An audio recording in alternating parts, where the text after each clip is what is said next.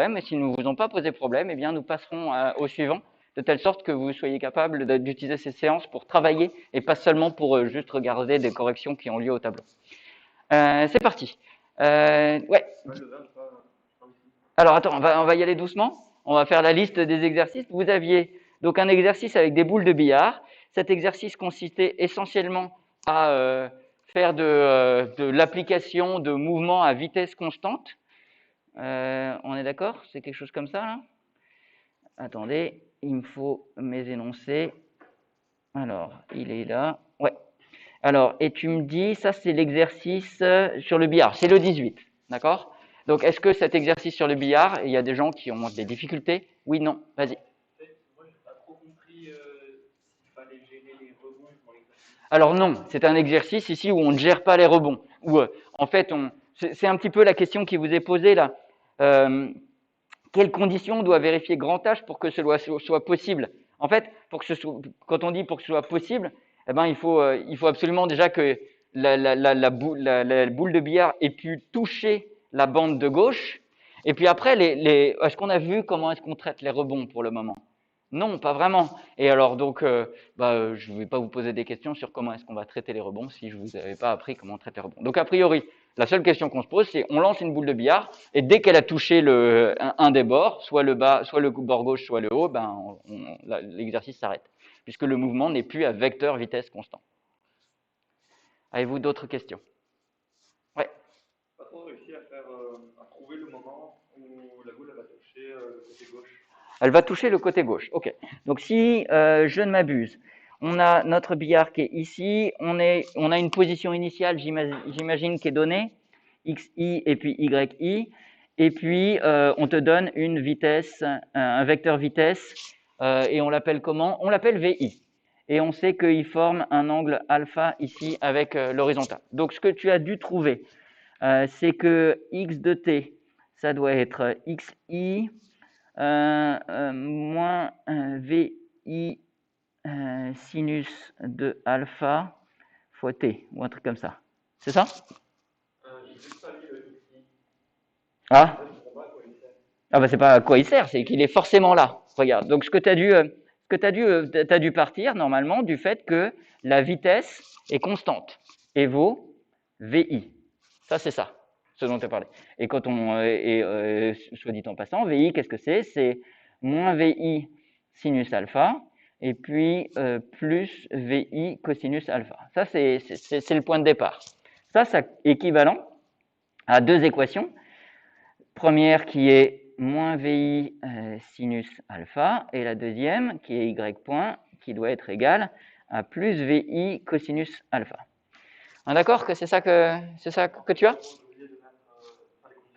Ah bah voilà, bah, c'est ça, tu comprends à quoi servent ces xi et tout ça. Donc juste pour info, quand vous voyez ça, maintenant dorénavant vous dites je reconnais je reconnais une équation différentielle dont la solution ce sera x de t, puisque c'est une équation différentielle qui fait intervenir la fonction x en fonction du temps, puisqu'on voit bien qu'il y a un point là, ici. Votre premier réflexe, ça doit être paniquer. Et c'est bien si vous paniquez, parce que vous dites zut, il va y avoir une équation différentielle à résoudre, ça va être difficile. Okay? Il s'avère qu'ici, c'est les équations différentielles dites du lycée qui s'intègrent facilement. Mais plus tard, ce ne sera pas facile à faire. Est-ce que ça sert à quelque chose que je continue de faire la suite ou bien est-ce que tu as... Non mais enfin, tu me dis, parce que du coup, qu'est-ce que tu vas chercher à quel moment est-ce que la boule touche la bande de gauche? Eh bien, lorsque x est égal à 0. Et donc, ça te donne une valeur d'un temps t. Ça doit être t pour toucher la bande de gauche qui doit être égal à xi divisé par vi sinus alpha. Et puis, etc., etc. Ça va? Ok. Avez-vous d'autres questions sur cet exercice? J'aimerais ne pas dédier trop de temps à ces exercices d'application simple pour pouvoir passer aux choses un petit peu plus, pas forcément aussi évidentes. Donc dites-moi, oui ou non? Non? Ok. Alors, dans l'exercice l'exercice d'accélération de la Terre, est-ce que celui-ci vous a posé problème? Oui, non, je vous écoute.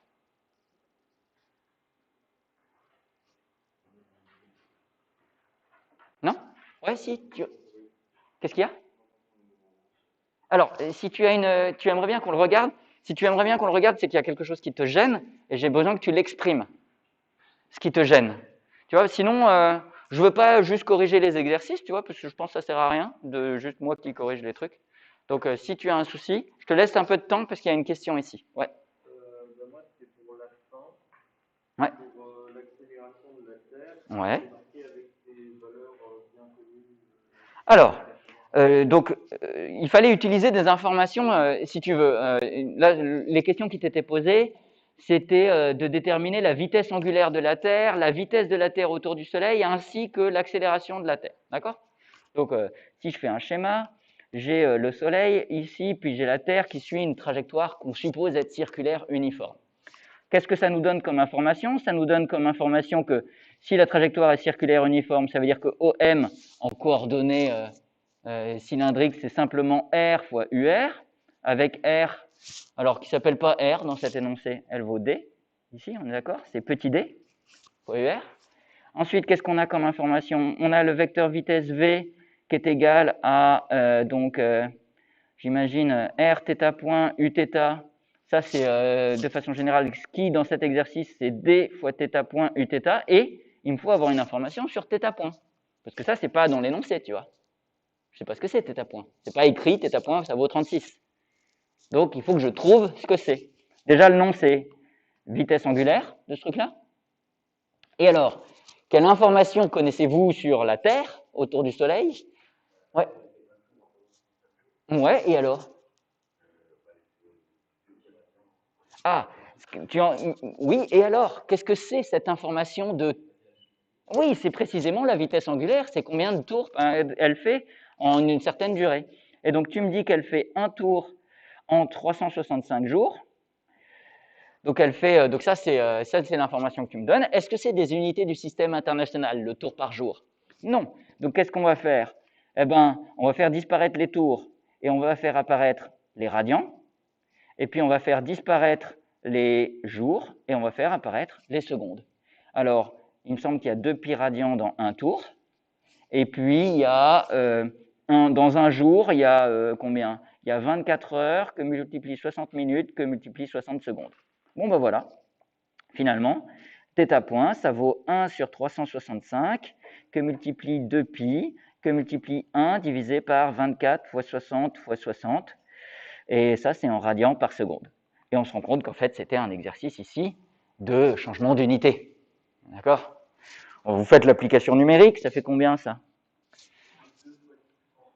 2 10-7, 10-7 radians par seconde. OK. Donc, j'ai donc la valeur de θ point. Si je veux donc le vecteur vitesse, bah, je peux maintenant, parce que je connais D, je connais θ point, puis Uθ, bah, c'est un vecteur qui est comme ça, là, hop, Uθ, hop, UR. D'accord? Donc, on a bien une vecteur vitesse qui est tangent à la trajectoire. Ouais? OK. Si on veut la norme de cette vitesse, eh ben, c'est la norme, c'est égal à dθ point, tout simplement, quoi, ici. Et qu'est-ce qu'on pourrait qu'est-ce qu'on pourrait vous poser comme question? Est-ce que c'est que l'accélération, je crois? Ouais.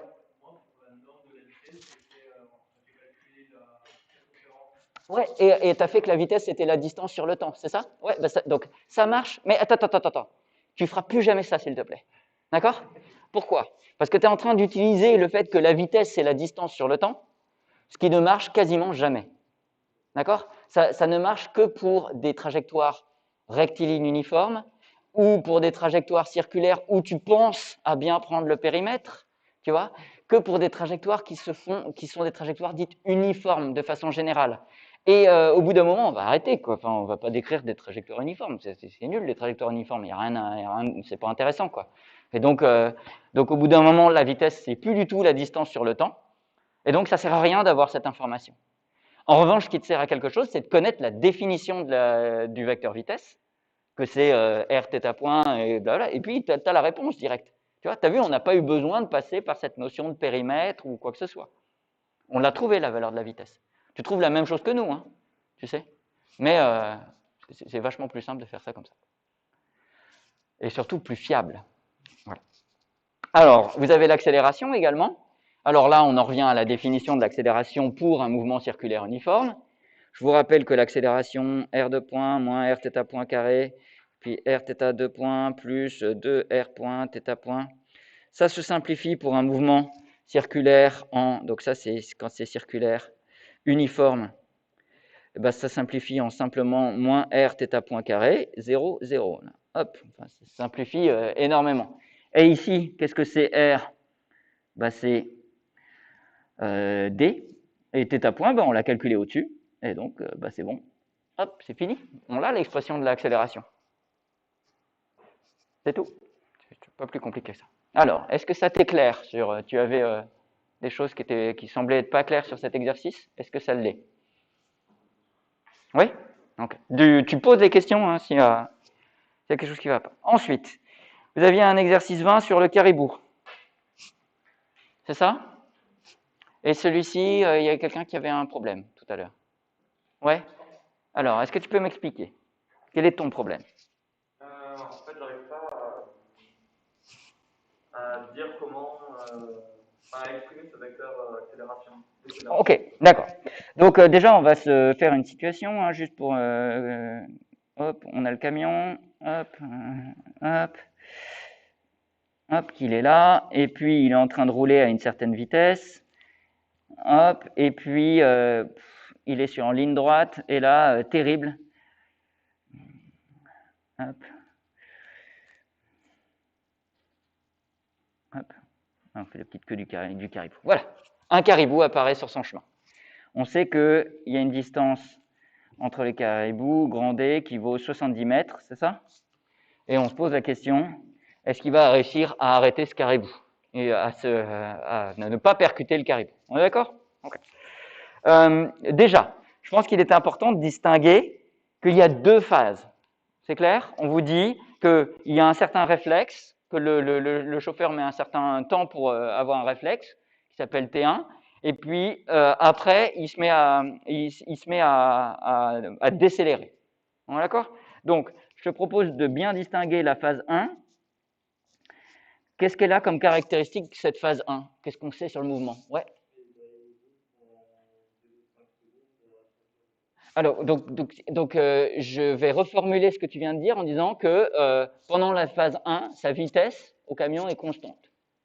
D'accord? Donc, je sais que la vitesse, elle est constante, et non seulement elle est constante, mais je sais quelle est cette constante, c'est combien? Alors, c'est V0, je vais utiliser les symboles, hein, parce que si je commence à remplacer, je vais avoir des gros soucis de changement d'unité à faire, et je préfère les faire tout à la fin. D'accord? Donc, c'est V0 fois UX. On est d'accord? Donc, ça, c'est l'information sur la phase 1. Qu'est-ce qu'on a comme information sur la phase 2? Qu'est-ce qui se passe? Ouais.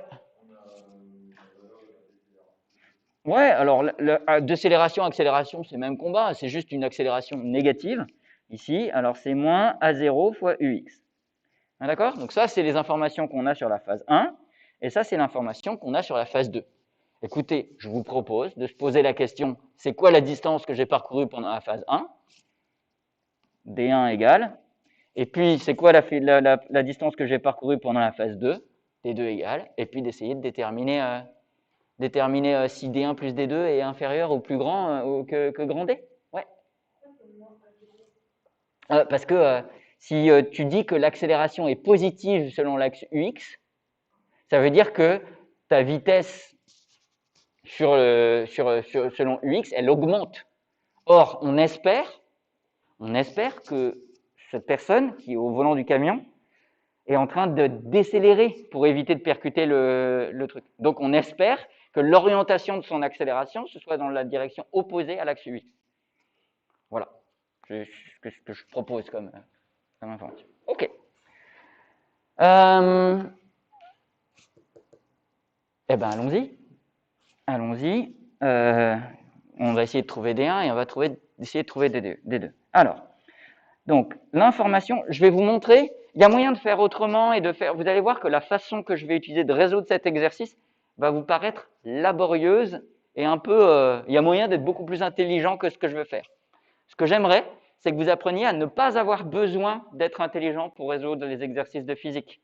J'aimerais bien que vous ayez juste une méthode qui marche à chaque fois. Donc c'est pour ça que ce que je vous présente ici, c'est une méthode qui consiste juste à connaître ces définitions, et puis c'est tout. D'accord? C'est tout. Et à savoir faire des maths. C'est les seules choses dont vous pouvez avoir besoin. Il n'y a pas besoin de réfléchir. OK. Donc la phase 1. C'est un mouvement qui se fait à vitesse. Donc l'information que j'ai sur la phase 1, c'est V est égal à V0 fois UX. Est-ce que ça, ce signe égal, là, c'est la définition de la vitesse? Est-ce que par définition, la vitesse, c'est V0 fois UX? Non. La définition du vecteur vitesse, c'est quoi?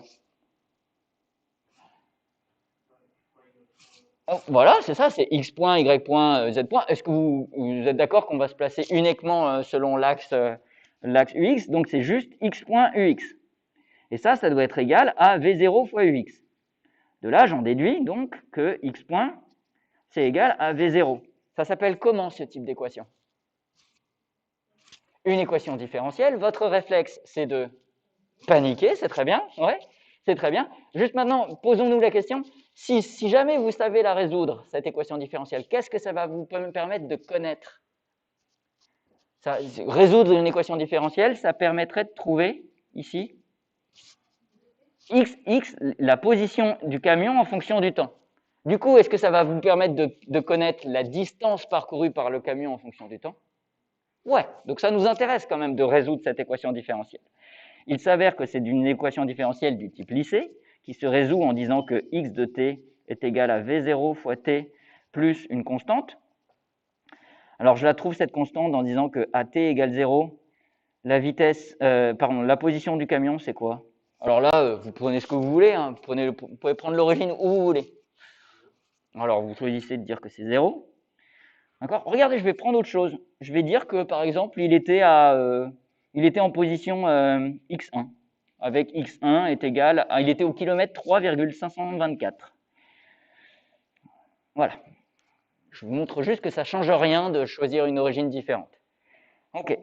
Donc j'ai xt égale x1, ça veut dire quoi? Ça veut dire que la constante a, ça doit être égal à x1, là, puisque, regardez, je fais correctement quand même, puisque si on prend ces deux informations-là, ça veut dire que x de 0, là, ça doit être égal à v0 fois 0 plus a. Donc ça doit être égal à a. X de 0, ça doit être égal à a, mais aussi ça doit être égal à x1. Ça c'est x de 0, pardon. À grand x1. Donc j'en déduis que a, c'est égal à x1. Finalement, qu'est-ce que j'ai comme trajectoire? X en fonction du temps.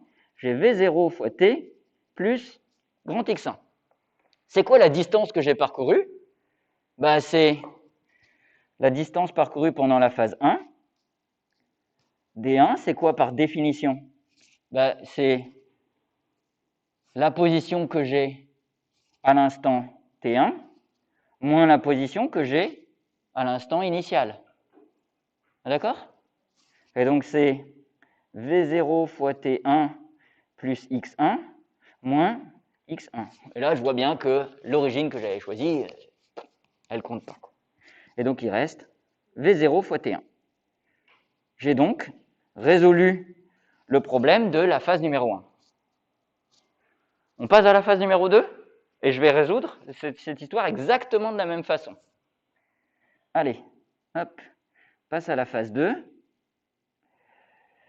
Phase 2, qu'est-ce qui se passe? Je sais que l'accélération, c'est égal à moins a0 fois ux. Est-ce que cette égalité, c'est la définition de l'accélération ou pas? Non? Du coup, je peux remplacer par la définition de l'accélération, qui est que x2 point fois ux, ça doit être égal à moins a0 fois ux. Si je projette ça sur l'axe ux, qu'est-ce que j'ai? Je projette sur ux, ça veut dire que je fais un produit scalaire avec ux, de l'équation par ux. Qu'est-ce qui reste? Il reste x2 point est égal à moins a0. C'est ça? Ça s'appelle comment ce type d'équation? Une équation différentielle. On se dit, si jamais je réussis à la résoudre, qu'est-ce que je peux trouver? X en fonction du temps. Non, arrêtez de penser à la vitesse tout de suite. Il faut se dire que quand on a une équation différentielle qui porte sur x, ce qu'on va trouver, c'est x. Alors c'est vrai qu'après on va pouvoir avoir la vitesse, parce qu'une fois qu'on a la position au cours du temps, on a aussi la vitesse au cours du temps. Mais avant toute chose, ce qu'on va pouvoir trouver, c'est x au cours du temps. Donc et pourquoi est-ce que ça nous intéresse d'avoir x au cours du temps? Bah peut-être parce que ça nous permettra sans doute de trouver quelle est la distance qu'il a parcourue. On est d'accord? Donc on aimerait bien savoir si oui ou non. Alors, qu'est-ce que c'est? C'est une équation différentielle du type lycée qui s'intègre en x point de t qui est égal à moins a0t plus une constante b. Comment je la trouve cette constante? C'est at égale 0. Alors, je vais changer l'origine du chrono là, parce que sinon ça va être pénible. Je dis que l'instant t égale 0, c'est le moment où je commence à freiner. Sinon, ça va tout décaler. On peut, mais ça fait des expressions littérales longues et un petit peu pénibles. Alors, at égale 0. Qu'est-ce que ça représente, x point x point de 0, là? C'est quoi ce x point? C'est la vitesse initiale. Et c'est quoi la vitesse initiale du camion dans la phase 2? C'est v0. Mais aussi, mon expression que je viens de trouver, là, elle doit être valide. Ça doit être égal à moins a0 fois 0 plus b. De là, j'en déduis que la constante b, elle fait v0. Ça marche? Donc, je viens de trouver que x point de t, c'est égal à moins a0 fois t plus v0. À nouveau, je peux intégrer les trucs du lycée. Ça fait x de t qui doit être égal à moins a0 facteur de t carré sur 2 plus v0 fois t plus une autre constante, allez, c. Pareil, à t égale 0, x de 0, ça doit faire... C'est quoi la position initiale? Là c'est pareil que tout à l'heure. Je pourrais dire, on voit bien que l'origine, elle va rien changer. Donc je vais dire que c'est 0 là, juste pour se simplifier la vie là. Je réinitialise tout au moment du freinage là, au moment où ça commence à freiner. Et puis, mais aussi, ce que j'ai trouvé, moi, ça doit être bon. Donc j'ai trouvé que x de 0, c'était égal à moins a0 facteur de 0 au carré sur 2 plus v0 fois 0 plus c. Et donc j'en déduis que c doit être égal à 0. Ok. J'ai donc trouvé deux informations, que la position au cours du temps, c'était moins a0 facteur de t carré sur 2 plus v0 fois t. Et j'ai aussi trouvé que x point de t, c'est égal à moins a0 fois t plus v0. Ça, c'est les deux trucs que m'ont permis de déterminer les informations de la phase 2. OK. Alors, maintenant, ça fait un bout de temps que je fais des maths, là, que j'ai complètement perdu de vue la question que je me posais. C'était quoi la question que je me posais? Allez, madame avec le t-shirt violet.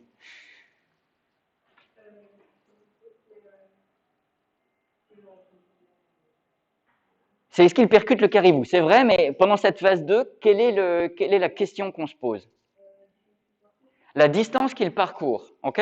Donc, je te propose de mettre ça sous forme de mathématiques. Donc, ce qu'on cherche, c'est quoi? On cherche ce que je vais appeler D2, mais c'est quoi cette distance qu'il a parcourue? Ça veut dire quoi la distance qu'il a parcourue? Transforme ça en maths.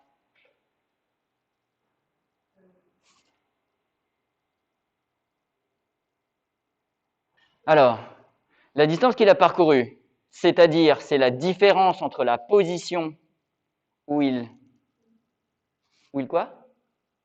Je t'entends pas. Où il s'arrête, ok? Et la différence avec la position où il a commencé. Donc je te propose de définir D2 comme étant la position où il est arrêté moins la position la position initiale. D'accord? Ça veut dire quoi, arrêter? Il faut des maths maintenant. Ouais.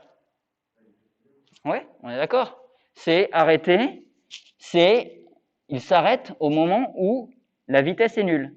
Donc, arrêt, la définition, c'est le moment où, enfin, sais pas la définition d'un arrêt, mais en tout cas, ça arrive quand la vitesse, c'est pas une équivalence, mais c'est un truc qui ressemble à une équivalence, au moment où la vitesse, à l'instant de l'arrêt, que je vais appeler T2, le moment où il s'arrête, eh ben, c'est 0. La vitesse, je la connais. Je sais que c'est... il est arrêté lorsque moins A0 T2 plus V0 est égal à 0. C'est-à-dire lorsque T2 est égal à V0 sur A0. Ah, j'ai trouvé. Par exemple, si on me demandait combien de temps je mets pour m'arrêter, c'est ça que je pourrais répondre. Mais ce n'est pas ça qu'on me demande. Ce qu'on me demande, c'est quelle est la distance que j'ai parcourue. Moi, ce qu'on me demande, c'est D2. Et donc, c'est... je remplace x parce que... Donc, c'est x de T2 moins x de 0. Alors, x de 0, on a dit que c'était 0. Et x de T2, c'est moins A0 facteur de T2 V0 carré sur A0 carré, le tout sur 2, plus V0 T2. Donc, V0 sur A0. Voilà.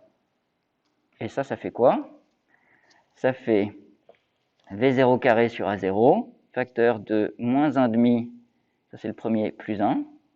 Et donc, ça fait V0 carré sur A0, facteur de 1,5. Finalement, la distance D totale parcourue, c'est D1 plus D2. Et on a dit que c'était V0 fois T1 plus V0 carré sur A0 fois 1,5. Moi, je n'ai plus qu'à remplacer par les valeurs numériques maintenant. Et ça fait combien? Il faut bien faire attention à mettre V0. C'est quoi l'unité SI de la vitesse? C'est mètres par seconde, tout à fait. Est-ce qu'il y avait... Et les temps, il faut les mettre en secondes. Mais il n'y a qu'un temps, hein, c'est le T1, il est déjà donné en secondes, donc c'est bon. Ça fait combien, ça? La distance totale? A0, c'est 8 mètres secondes moins 2. C'est l'accélération, c'est le freinage maximum qu'il peut donner. C'était dans l'énoncé. 63. Du coup, notre cher caribou, il est sauvé.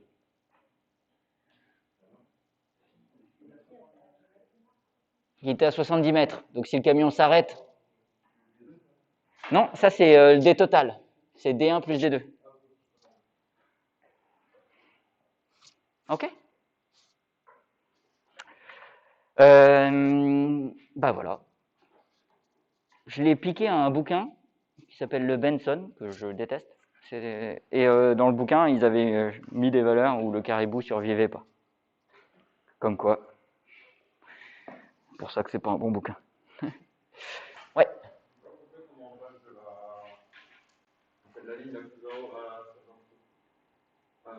Celle-ci? C'est celle-là à là? De là à là? J'ai mis en facteur V0 carré sur A0. Là, il y a A0 qui simplifie avec le A0 carré. Donc il reste du V0 carré sur A0 divisé par 2. Donc c'est fois moins 1,5. Et puis là, il y a plus. Ça va?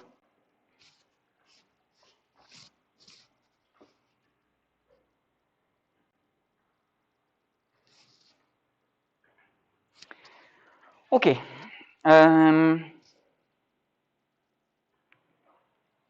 Alors, je vous fais le 21, vite fait, encore une fois, et après, ce sera vous qui travaillerez. Un mouvement pendulaire. On vous dit qu'on a un point qui se déplace dans l'espace et on vous donne ses coordonnées polaires. Donc, qu'est-ce qui fait ce point? Alors, on dit... donc ça, c'est l'exercice numéro combien? 20? Non, 21? Ouais, pardon. 21. OK. Donc, on vous dit, vous avez R de t qui est égal à alpha, et puis vous avez quoi? Θ de t qui est égal à... Ah, mais voilà pourquoi je n'utilise pas ce truc. Qu'est-ce qui lui est arrivé? C'est lui, là? Ouais. OK. R de t qui est égal à alpha, et θ de t qui est égal à quoi? Bêta sinus de oméga t. C'est ça? OK. Alors, on sait que alpha, bêta et oméga sont des grandeurs connues. Sont des connues et constantes. Constant, et on va rajouter constante positive, parce que c'est un peu implicite ici, mais ok. Déjà, ça commence avec quelles sont les unités ou les dimensions, si vous voulez, de alpha. Alors, puisque R, on vous dit que la coordonnée polaire ou cylindrique du point M, petit r, c'est égal à alpha, ça veut dire que alpha, forcément, c'est une longueur, d'accord? Donc c'est une longueur, ou bien, donc en mètres, typiquement, ça c'est pas nécessairement exprimé en mètres, mais la dimension, c'est une longueur, et l'unité SI, c'est le mètre. Il y a d'autres unités qui ne sont pas SI, mais on va essayer de ne pas en parler, des unités pas SI. Qu'est-ce qu'on a encore? On a bêta. Alors, ça va ensemble avec oméga, là. On ne peut pas répondre à l'un sans connaître l'autre. Alors, j'ai besoin de vous expliquer quelque chose que je ne vous ai pas forcément dit, il me semble, en cours. C'est que les fonctions usuelles, comme sinus, cosinus, logarithme, exponentielle, ce qu'il y a à l'intérieur, c'est forcément sans unité. C'est-à-dire qu'on ne sait pas, en physique, assigner un sens à l'exponentielle d'une longueur. On ne sait pas ce que ça veut dire. C'est quoi, genre, c'est des mètres exponentiels?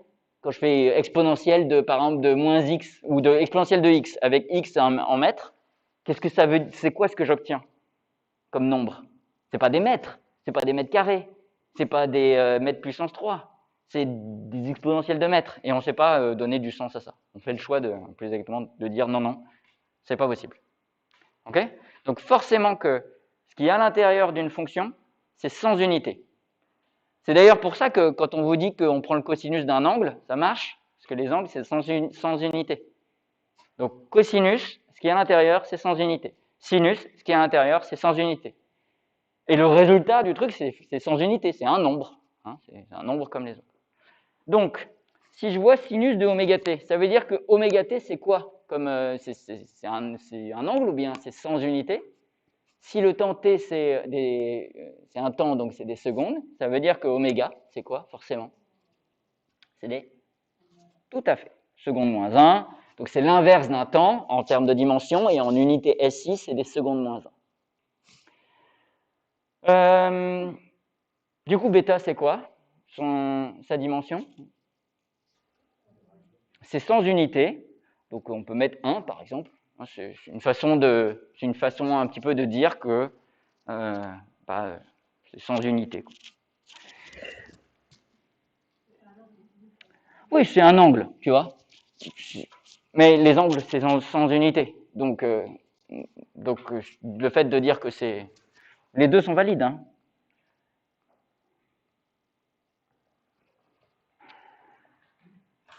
Alors, en fait, c'est un petit peu pour ça qu'on n'utilise pas autre chose que les radians en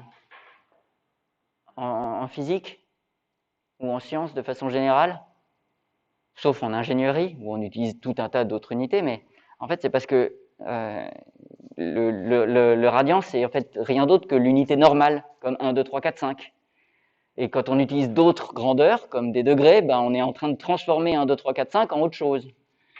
Donc, donc c'est pour ça que en fait, le radian est utilisé systématiquement. Ouais. Ouais, donc bêta, en fait, c'est parce qu'en fait, radian et sans unité, c'est la même chose, tu vois. Enfin, c'est pareil. Ok, montrer que le mouvement est circulaire. Comment est-ce qu'on montre qu'un mouvement est circulaire? Ouais, vas-y. Alors, on sait que R de t, c'est une constante. Ouais. Du coup, le rayon, il va jamais varier. Ouais, ok. Et on est dans un instant. Or, ici, on a, oui, exactement, tu as toutes les infos ici. On a un mouvement plan, on a un mouvement qui se fait à petit r des coordonnées cylindriques constants. R de t, c'est égal à alpha, et alpha ne varie pas en fonction du temps, est bien constant. Donc c'est bon. Validé. Mouvement circulaire. Ok. est-ce qu'il est circulaire uniforme? Alors, je vais demander à Madame avec le masque blanc, comment t'appelles-tu? Samia? Selma. Ok, Selma. Est-ce que tu pourrais me dire, s'il te plaît, qu'est-ce que ça veut dire uniforme? Comment est-ce qu'on dit uniforme en physique?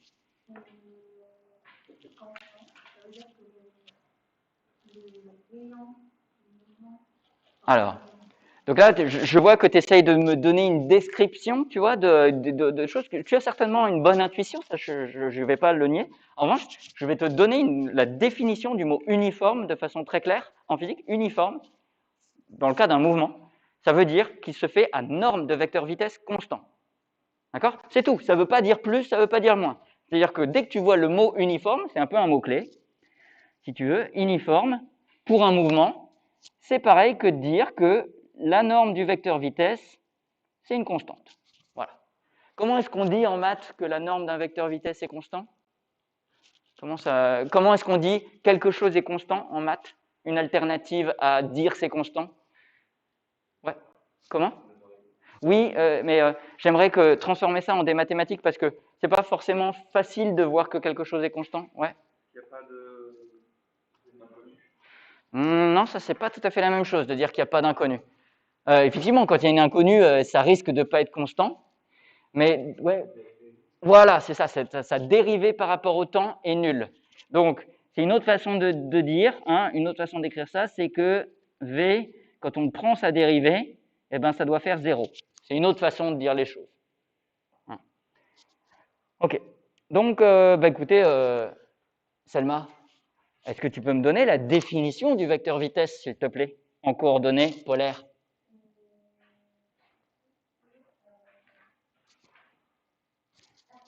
Ouais.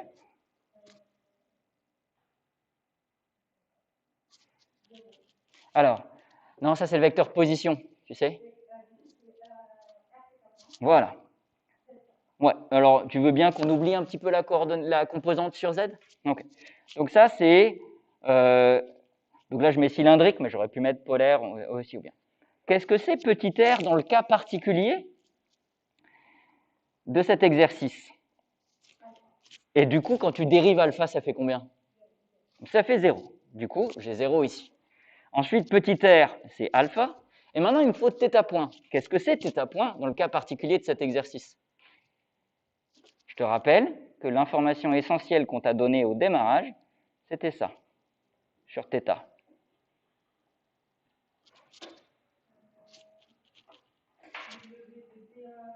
Attends, prends-toi. Comment?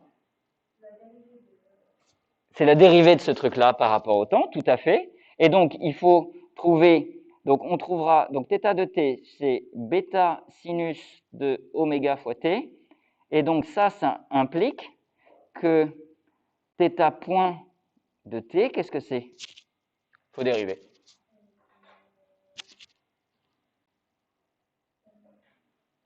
Alors, bêta, c'est une constante, tu vois, multiplicative, donc ça reste là. Et après, il faut dériver sinus oméga t, et ça fait...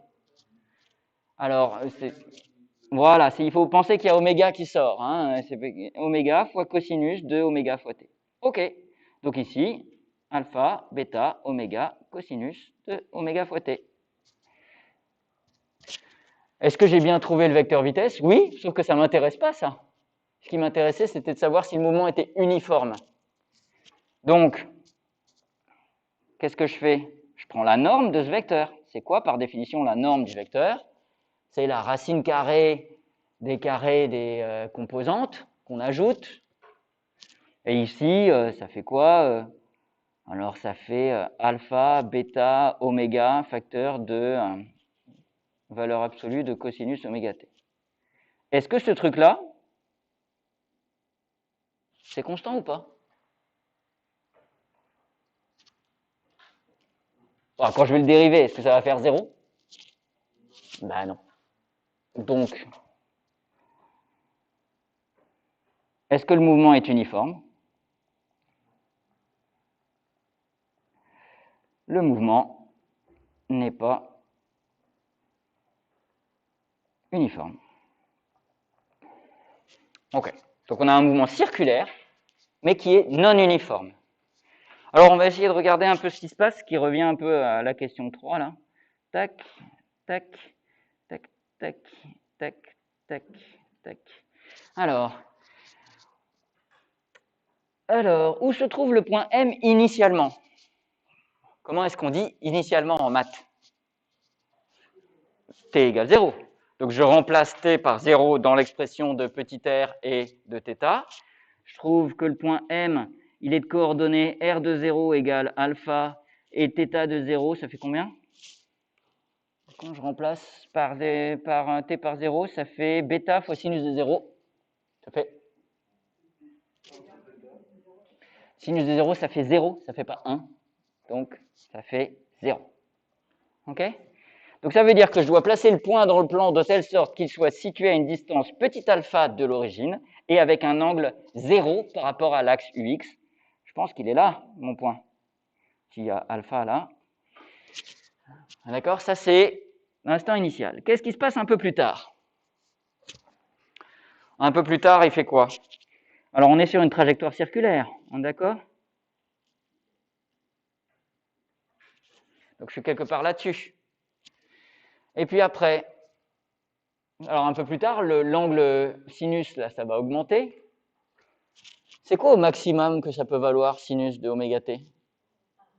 1. Donc, au maximum, l'angle θ, il vaudra combien? C'est les lettres grecques. C'est combien? Alors non, pas pi sur 2, non. Parce que regardez, θ, il varie entre, il est égal à bêta fois quelque chose qui au maximum vaut 1. Donc au maximum, il vaut bêta. D'accord? Donc je sais pas, par exemple, bêta, je sais pas combien ça vaut bêta, mais vous voulez prendre quoi comme valeur de bêta? Si bêta égale, allez, donnez-moi un truc. Combien? 6. 6 radians? Il faut donner une valeur d'angle, tu vois? Donc, donne-moi une valeur d'angle qui te parle, et après, on prendra pi sur 2? Non, c'est trop arbitraire. C'est trop, ça tombe trop pile sur une situation particulière. Pi sur 6, c'est un peu trop particulier encore, mais ça va. Allez, vendu. Tu vois? C'est bon. Donc, tu me choisis bêta égale pi sur 6. Ça veut dire que ça va aller au maximum ici. Alors, attention, alpha, c'est pas... alpha, c'est la longueur qu'il y a là. Hein. Donc, au maximum, ça ira jusque-là. Et au minimum, ça vaut combien, l'angle θ? Moins pi sur 6, donc moins bêta. Hop. Donc, le mouvement de notre objet, il est en train de faire... Allez, c'est pas ça du tout que je voulais faire. Il est en train de faire ça, là. Il est en train de passer progressivement de bêta, moins bêta. Il oscille parce que c'est sinus, la fonction, elle est oscillante. Donc, on a bien un mouvement pendulaire, là. On a un mouvement qui est sur un cercle et en train de faire... Ou un mouvement d'essuie-glace, si vous voulez. C'est pareil. OK. Je ne veux pas répondre à la question 5 parce que c'est juste de l'identification et je veux que vous travailliez. Je veux que je ne sois pas être le seul à bosser. OK. Qu'est-ce qu'on va bosser aujourd'hui? On peut faire un exercice de chute libre ou bien un exercice de... Alors, l'exercice 22 est un exercice de niveau lycée, c'est-à-dire que c'est toujours un exercice où la trajectoire, vous pouvez deviner ce que c'est en faisant une intégration et c'est simple, il n'y a pas de choses compliquées. La seule difficulté est de formuler mathématiquement l'énoncé. Donc c'est un exercice de transformer un énoncé en maths. On pourrait y revenir si vous voulez. L'exercice 23, c'est la cascade, c'est un exercice d'application de chute libre. Et encore une fois, il y a une question difficile qui est résolue quand on essaye de transformer l'énoncé correctement en un énoncé mathématique. Et il y a une astuce un petit peu qui n'est pas forcément facile à faire. L'exercice 24, c'est un exercice d'application ça ressemble très fortement à l'exercice un exercice de chute libre, sauf que c'est dans le cas d'un mouvement circulaire. Donc ça fait utiliser les coordonnées polaires ou les coordonnées cylindriques. Et puis 25, c'est pareil, ça fait utiliser les coordonnées cylindriques. Qu'est-ce que vous préférez faire? Qui vote faire un truc avec des coordonnées cylindriques? Parce que, ouais, c'est pas forcément facile. Ouais, donc plutôt, donc vous avez plutôt envie. Ok, bah alors allons-y. Vous faites l'exercice numéro 24 qui s'appelle la scie circulaire. 24. Et alors, je vous le décris. Vous avez une lame de scie circulaire. Donc il y a un rayon, donc hop, et puis elle fait comme ça, là, la lame, là. Enfin,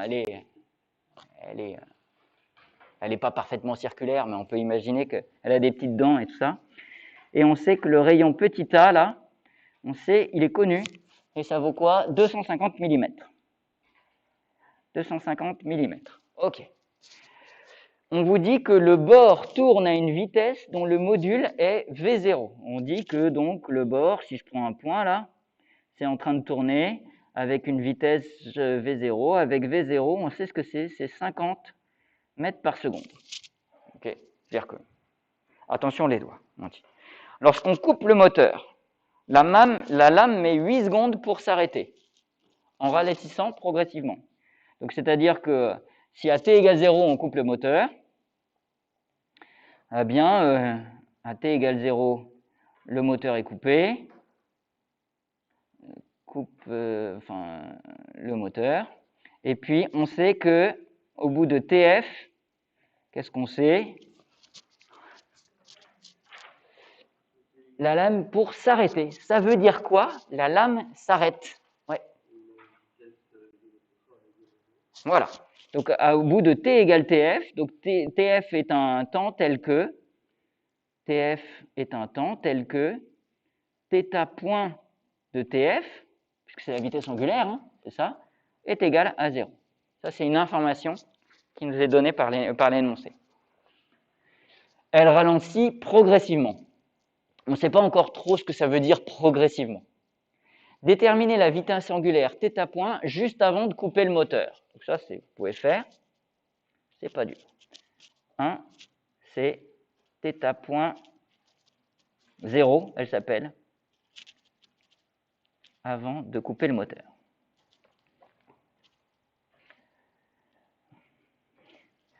Il faut supposer qu'avant de couper le moteur, la lame, elle tourne avec une vitesse... Oui, bah d'ailleurs, on vous dit qu'elle tourne à vitesse constante, puisqu'on vous donne la valeur de cette vitesse, donc le mouvement, il est circulaire uniforme. Et la deuxième question, c'est, on vous précise que ça veut dire que s'arrêter progressivement. Un arrêt progressif, ça veut dire que la variation de vitesse angulaire est fixe. Donc, c'est-à-dire que la dérivée seconde de θ, ou la dérivée de θ point, c'est une constante, et ça vaut moins alpha, avec alpha qui vous est donné. Ah non, on ne le sait pas encore. Ah, on le cherche.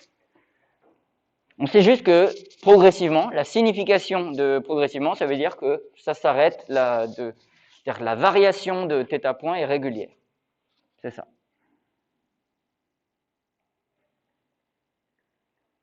Ok. Eh bien, allez-y.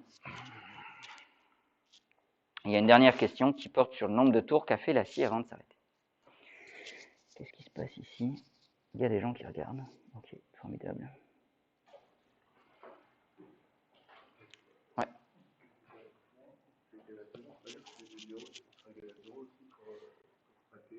Comment? Lequel qui sera égal à 0?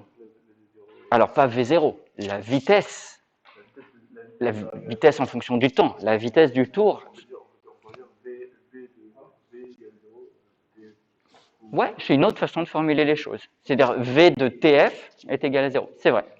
Comme le mouvement est circulaire, on sait que la vitesse c'est R θ point, et donc c'est petit a θ point, et ça revient au même. Hein, tu vois, imagine que toi, tu n'as pas pensé à ça. Tu vas dire, toi, tu avais pensé à V de TF est égal à 0, ce qui peut se reformuler en, alors comme ici la vitesse c'est A fois θ point de TF, parce qu'on a un mouvement circulaire, ça fait 0, ce qui revient à dire que θ point de TF est égal à 0. Alors, ouais. Est-ce qu'il faut passer par le vecteur vitesse, x égale à R point et R θ point? Ben, j'en sais rien, puisque, est-ce que, qu'est-ce qu'on te demande? on te demande de trouver la vitesse angulaire. C'est ça? Est-ce que toi, ça t'est très naturel de dire la vitesse angulaire? Est-ce que ça t'est évident de voir ce que c'est là, comme ça? Non. Du coup, il faut que tu utilises des informations de l'énoncé. D'accord? Alors, quelle information de l'énoncé connais-tu avant qu'il y ait avant de couper le moteur? C'est quoi il n'y en a pas 36 informations que tu as? On connaît le rayon de la scie circulaire. Ouais, on connaît petit a. Et la vitesse. Et on connaît la vitesse, d'accord? Donc tu sais que avant de couper le moteur, tu sais que V, tu connais sa norme en fait à la vitesse. Tu vois? Tu sais que V, c'est égal à V0. D'accord? Et puis tu sais que petit r, c'est égal à petit a. Bon, bah, moi je prétends que ces deux informations-là te permettent de répondre à la question. Donc, et ça consiste simplement à connaître ces définitions, c'est tout. Tu prends ça, tu remplaces par tous les symboles que tu vois par les définitions que tu connais, et normalement, à la fin, tu as la valeur d'état point. C'est ça que je veux dire par procéder de façon systématique, tu vois.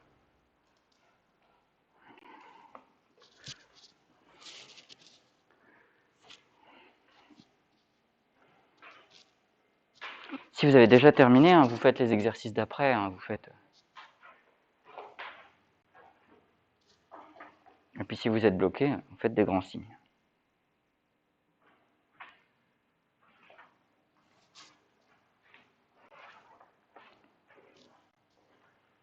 Ouais. Alors on va supposer là pour exclure, tu vois, c'est bien hein, que t'aies pensé, mais tu sais que tu vas dire, tu choisis l'orientation, tu orientes ton mouvement et tu dis ok, je vais choisir, voilà. Tu vois, mais c'est très bien que tu remarques que ce n'est pas forcément évident les deux. Comment? Là, c'est demandé de faire après numériquement. Est-ce que c'est demandé de faire l'application numérique? Bah, non, mais est-ce que c'est demandé? Ah, tu n'as pas l'énoncé? Alors, c'est marqué déterminer la vitesse angulaire juste avant de couper le moteur. Ça veut dire qu'on te demande l'expression littérale. Si on ne dit pas faites l'application numérique, ça veut dire qu'il ne faut pas la faire, parce que c'est juste une occasion de perdre du temps. On peut la faire, hein, mais c'est bien que tu l'aies fait, tu sais. Oui, c'est sans doute correct, j'en sais rien, tu vois. Mais c'est juste, c'est pas demandé. Est-ce qu'il y a quelqu'un qui est bloqué? Oui. Alors, les deux informations dont tu peux partir, c'est les informations que tu as sur ce qui se passe avant qu'on coupe le moteur. C'est-à-dire que tu sais quoi? Tu sais ça, et tu sais ça. Ok? Est-ce que ça, c'est la définition du vecteur vitesse? Est-ce que c'est la définition de la norme de la vitesse? Comment? Je n'ai pas entendu. Non, c'est pas la définition. La définition d'une norme, c'est pas que dans le cours, je t'ai pas dit la norme d'un vecteur, c'est 38. Tu vois? Donc c'est quoi la définition de la norme? Alors, racine carrée de V scalaire vecteur V. C'est ça hein, la définition de la norme. Et ça doit être égal à V0 apparemment. C'est quoi le vecteur V? La définition du vecteur V. Alors là, il faut connaître la définition du vecteur vitesse. Quelle est-elle? Alors, tu te souviens, là, c'est des trucs que je te dis, c'est méga important de connaître. Soit en coordonnées cartésiennes, c'est x point, y point, z point. Soit en cylindrique, c'est rθ point. D'accord? R point, rθ point. Vecteur de R point, rθ point. Qu'est-ce que c'est? Petit r, ici. Bah, remplaçons, en regardant. Qu'est-ce que tu connais, ça? C'est R point, ça fait combien? Ça fait 0. Du coup, il reste, et petit r même, c'est A. Et donc, il va rester juste A carré, θ point carré, là, tu vois, est égal à V0. Du coup, j'en déduis que θ point est égal à plus ou moins V0 sur A. Tu vois, enfin, j'en déduis que A carré, θ point carré est égal à V0 carré, puis je divise, et tu vois, et là, il me reste plus ou moins. Alors, ouais. Quelle formule? C'est vrai tout le temps? Et c'est vrai quand? Comment? Quand le mouvement il est circulaire uniforme. Est-ce que le mouvement est circulaire uniforme ici?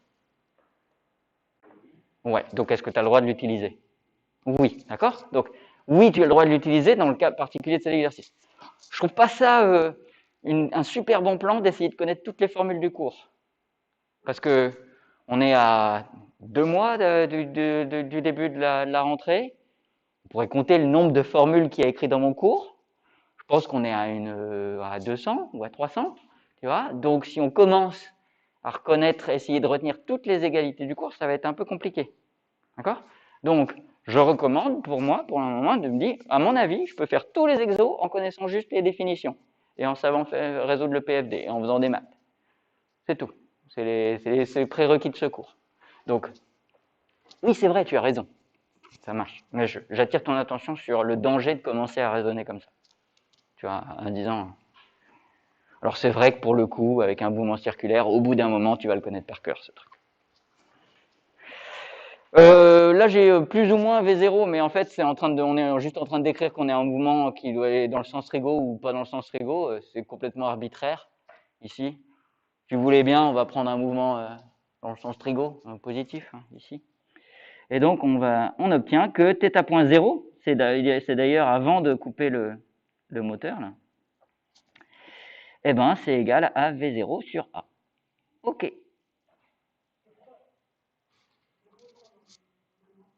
Comment? Pourquoi c'est parce que tu sais, le θ point, le signe va dépendre si tu es en train de tourner dans le sens trigo ou pas dans le sens trigo, tu vois. Tu veux bien qu'on prenne un truc dans le sens trigo? Parce qu'en fait, si on ne prend pas dans le sens trigo, il faut dire que la décélération de la roue, c'est plus alpha et ça se voit pas vraiment. Je sais pas si. C'est pas évident. OK. La deuxième partie du mouvement, elle se fait de telle sorte que θ de point est égal à moins alpha. Et on cherche trouver alpha. Ça, c'est la question.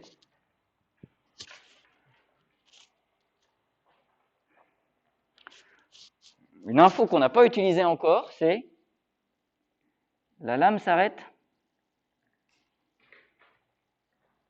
à TF est égal à 8 secondes. On avait dit que la lame s'arrête, ça voulait dire quoi? Que θ point, là, c'était égal à 0. La vitesse angulaire était égale à 0. Donc, qu'est-ce qu'on aimerait connaître? L'évolution de θ point au cours du temps. Peut-être, du coup, il faudrait connaître peut-être l'évolution de θ au cours du temps. Et ça s'appelle comment, cette équation? Une équation différentielle qui porte sur qui? Sur θ. Donc, si on la résout, on va trouver θ en fonction du temps. Et du coup, on pourra avoir le truc. Ici, il s'agit d'une équation différentielle du niveau que vous connaissez et qui se résout en intégrant. Allons-y. Dites-moi ce que vous trouvez. C'est bon, t'as trouvé? T'as trouvé? Ah oui, c'est bon. Oui, c'est bon? Ah non, enfin, pas la question de... Je pense bien que tu as fait la première question puisque c'est au tableau.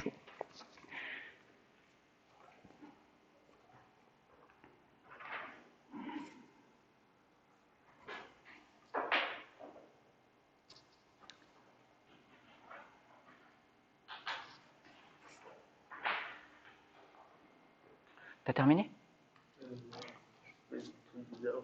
Qu'est-ce que tu trouves comme truc bizarre? Mais je pense que je fais ça... Mais vas-y, dis-moi, quel est ton raisonnement? Je sais pas ce que je fais, j'essaye de couper des trucs. Ok, donc en fait, si tu sais d'y aller au pif, il y a peu de chances que ça va marcher, c'est la technique du pif. Donc, les deux informations qui te sont données dans l'énoncé, la seule même information que tu as, c'est celle-ci. Qu'est-ce que tu peux en faire mathématiquement de ce truc-là? Qu'est-ce que ça peut te permettre de trouver? Donc, je répète, ça s'appelle comment l'équation que tu as trouvée? Dans quel ça, là, ça s'appelle comment? C'est l'équation différentielle, tu vois? C'est le truc qu'il faut que si tu résous, tu vas trouver θ au cours du temps. Et donc, tu vas pouvoir trouver θ point. D'accord? Or, c'est vraiment ce que tu as envie d'utiliser. Tu as envie d'utiliser le fait que tu sais que ça s'arrête. C'est ça que tu as besoin d'utiliser. Tu vois? Donc, il faut que tu le connaisses. Et donc, il faut que tu résolves ici cette équation différentielle. Ouais. Alors, qu'est-ce que tu prends comme... donc, il y a deux choses que tu as besoin de connaître. C'est la valeur de θ point à t égale 0 et la valeur de θ à t égale 0. Ouais. Tu vois, c'est bien, c'est deux choses qu'il faut que tu connaisses. Qu'est-ce que tu penses que vaut θ point à t égale 0 au moment où tu coupes le moteur? Alors, attention, là, tu es en train de me répondre avec une vitesse. Or, θ point, c'est une vitesse angulaire. Voilà, c'est égal à la valeur que ça avait juste avant qu'on coupe le moteur. Voilà. Ok? Et à l'instant initial, l'angle initial, il vaut combien? Θ vaut combien? Il vaut 0 ou il vaut 36, on s'en fiche, tu vois. Il vaut une certaine valeur initiale. C'est exactement, il joue le même rôle que le x1 de tout à l'heure, qui on pouvait prendre ce qu'on voulait, que ça ne changeait rien. Alors, ça marche? Alors, qu'est-ce que tu as obtenu? Alors, qu'est-ce que c'est t? C'était le temps. Quel temps? Ah, tu vois bien que tu viens de me donner une réponse qui est peut-être vraie, mais qui n'est pas en fonction des données de l'énoncé.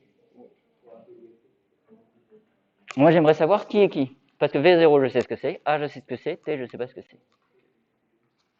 Mais peut-être que tu as utilisé, je sais pas. Ouais.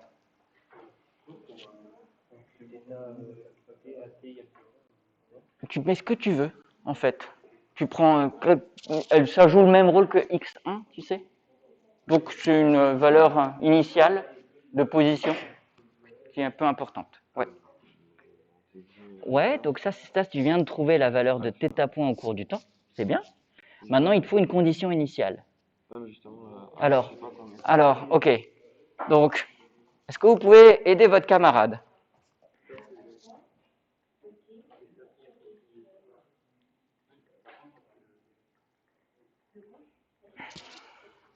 Donc, pour pouvoir trouver la constante A, il faut que tu connaisses ce qui se passe sur θ point de 0. D'accord? Donc, à t égale 0, θ point de 0 égale... Ouais. Alors, ça correspond à la vitesse angulaire de la roue à l'instant initial.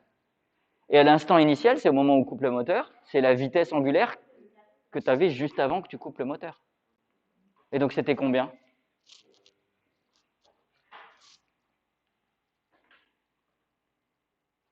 C'était...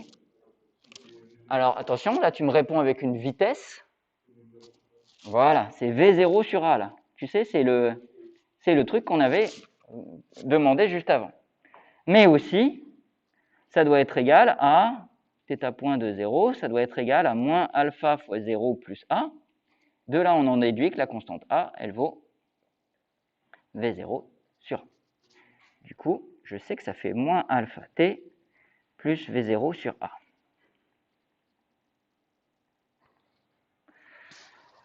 Quelle est l'information encore qu'on n'a pas utilisée?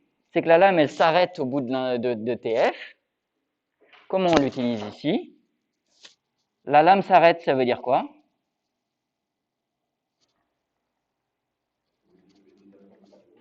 C'est que θ point de TF doit être égal à 0, c'est-à-dire que moins alpha fois TF plus V0 sur A, ça doit être égal à 0. C'est quoi que je cherche déjà? Regardez, j'ai une équation qui fait intervenir alpha et juste des choses que je connais. Eh bien, alpha, c'est V0 sur ATF. Poum. Oui. Ah bah oui, c'est vrai. Faut penser à répondre aux questions.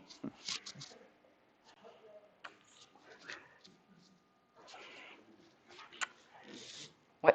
Non, mais je comprends pas à quoi ça correspond alpha. Alors, à quoi correspond alpha? Est-ce que quelqu'un pourrait nous donner des mots pour décrire ce que c'est que alpha?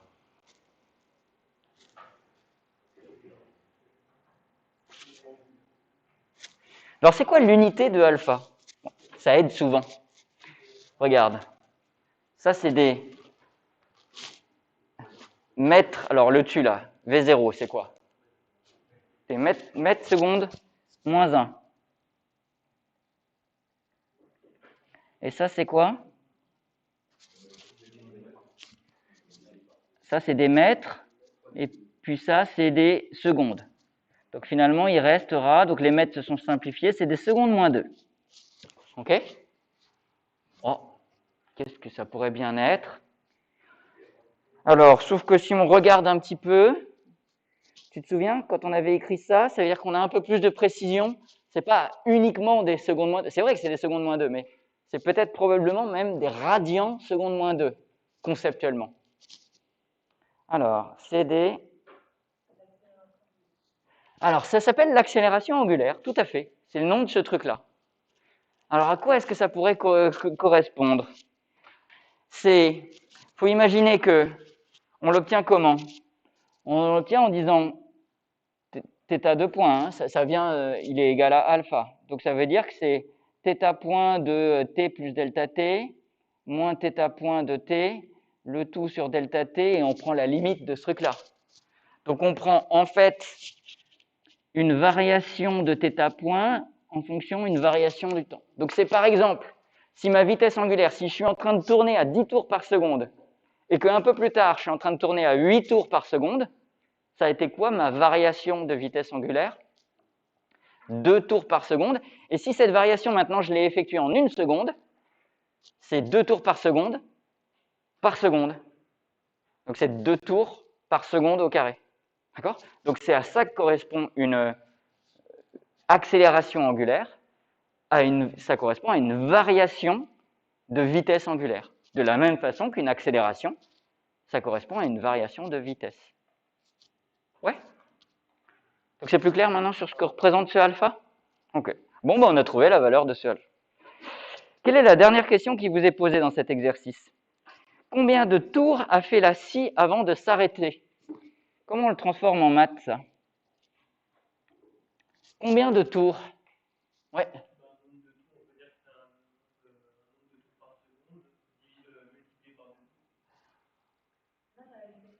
Alors ça, c'est dangereux de faire ça, parce que tu es en train d'utiliser un truc qui c'est exactement, tu es en train de faire la vitesse égale d sur t. C'est pareil.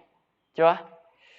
Tu es en train de raisonner par homogénéité, tu vas avoir un résultat qui sera homogènement correct, mais ce ne sera pas le bon résultat. Alors,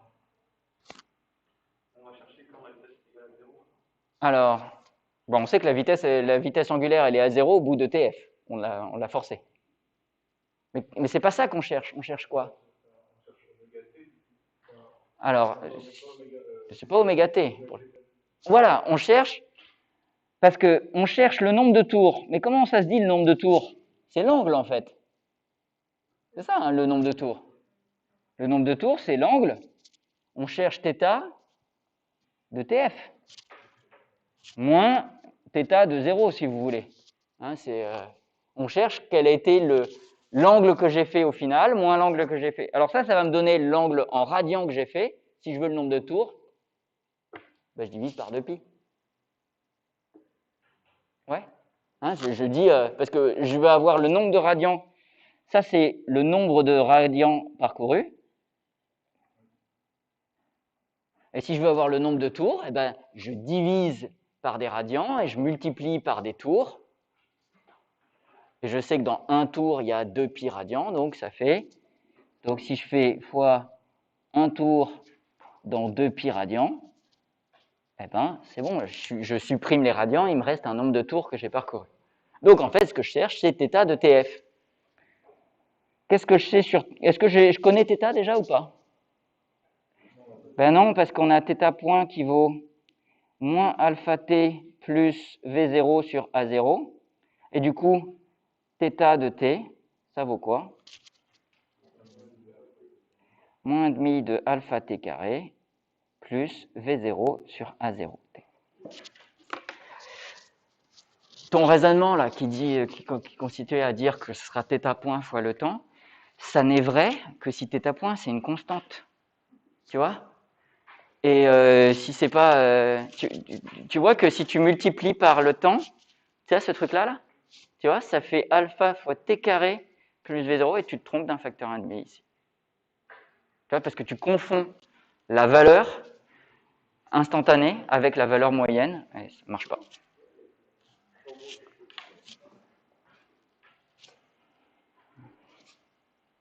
Alors ça fait combien ça? θ de TF?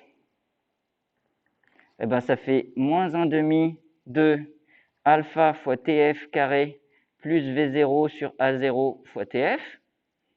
Et alors regardez ce qu'on peut faire. On a bien trouvé la valeur de alpha, hein? Donc c'était moins 1,5. Et alpha, on a dit que c'était combien? On a trouvé V0 sur ATF. V0 sur ATF, que multiplie TF carré, plus V0 TF sur A0. Et regardez, comme ça simplifie. Il y a des TF carré sur TF, et il reste V0 TF sur A. Il n'y a pas de A0, hein, c'est A. Facteur de moins 1,5 plus 1. Comment? Ouais, je me suis rendu compte qu'il y a des A0. Je crois que je les ai tous virés, les A0, normalement. Ouais. Ouais, bah, c'est juste que le rayon du cercle s'appelle A, il ne s'appelle pas A0. Désolé. Et ça fait V0 TF sur A fois 1,5. Ouf. L'expression du nombre de tours, elle est toute bête. Donc ça, c'est le nombre de radians, pardon. Et le nombre de tours, c'est égal à V0 TF sur 2A fois 2pi. Boum. Ah bah voilà. Vous pouvez pas dire que ça se voyait. Hein, je pense pas.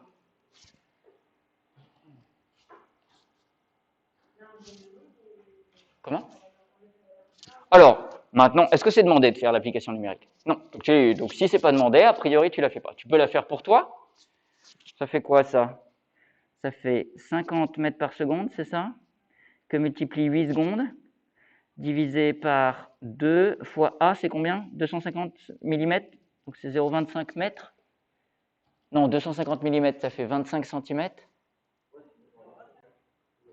Ouais, c'est bon? Ok. Que multiplie 2 fois 3. Donc ça fait 2 fois 2, 4, ça fait 4. 4 fois 0,25, ça fait 1.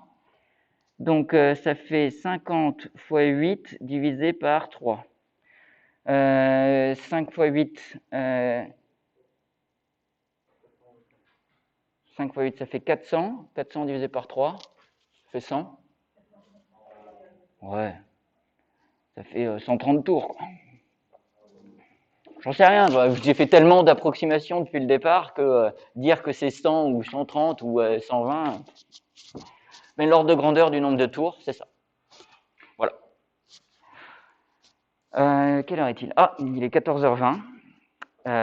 Écoutez, c'est normalement l'heure de vous libérer.